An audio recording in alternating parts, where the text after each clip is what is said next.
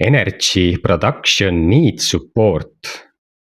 What allows the system to produce energy efficiently?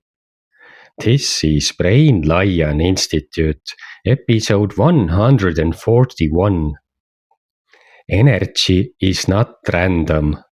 The body produces it under specific conditions.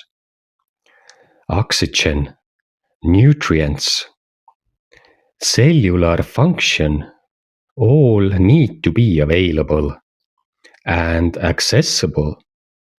The system depends on delivery, transport through the blood, movement into cells, use at the cellular level.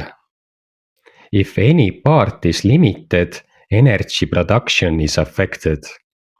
This changes capacity, changes function. The system does not fail. It adjusts to what is supported. Better conditions support better energy and better function. Next episode: why transport inside the body determines what gets used.